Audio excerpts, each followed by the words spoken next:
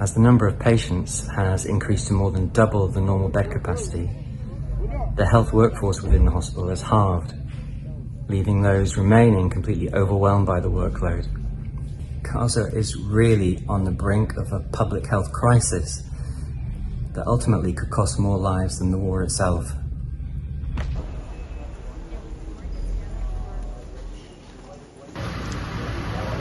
And the final load up as we head to the crossing. Fingers crossed, everybody.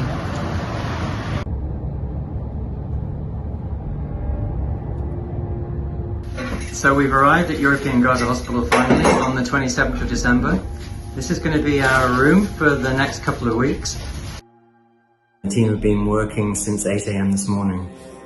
They're currently still in the theatre behind me there, working on a really nasty fracture of the thigh in a young man, as well as battling the seriousness of the injury itself.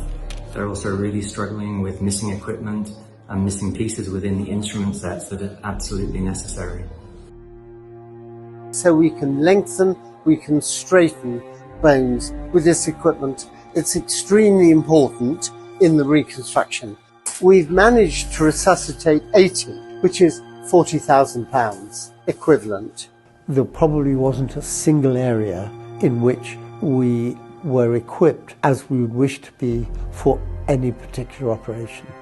So they started with the ideal plan, they've worked through plans B, C and D, but they're still finding a way to make the operation a success.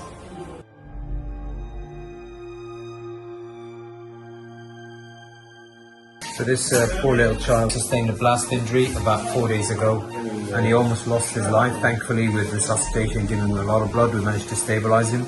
We're going to have to now amputate the dead limb. Dr. Sam and myself managed to remove all the dead tissue. Unfortunately, it goes all the way above the knees. All that dead tissue had to come out.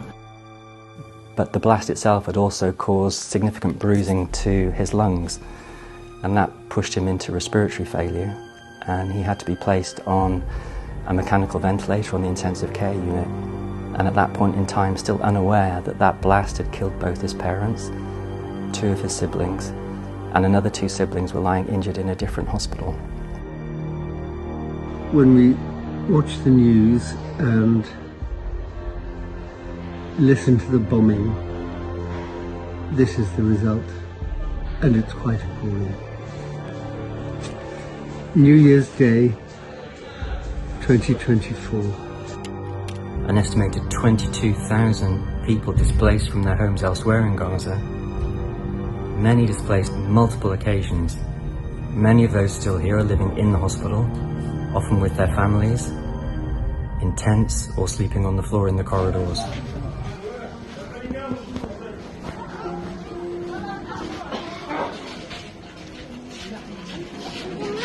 At the end of a very long day, we were surprised when we came back to our room. 2 of the workers here brought us this fantastic food, really, for us to enjoy when they have very little themselves.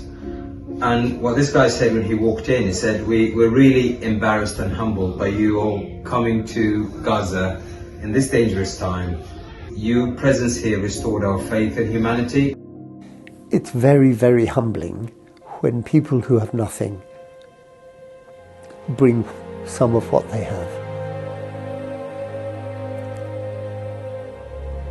Your thoughts remain there. They remain with the patients that we've been working with. They remained with the friends and colleagues that we've been working with. But the one thing is, it makes you even more grateful for the support from Islamic Help and the donors there that enabled us to get there. We regard it as an incredible privilege to be able to hopefully make a small difference. Encourages you to fight harder, to keep going, get that further funding in, be able to do more, secure these missions for the rest of this year and beyond that. And knowing that, many of these patients are going to need multiple operations, long-term care over years and years. I think my message is a huge thank you to Islamic Help and all those people who have given to the organisation over the weeks and months, and a plea to continue to do so, to give as much as you can, because I think the work that we're involved with together, Islamic Help and Ideals, it does make a difference, and wouldn't it be fantastic for us to be able to do more?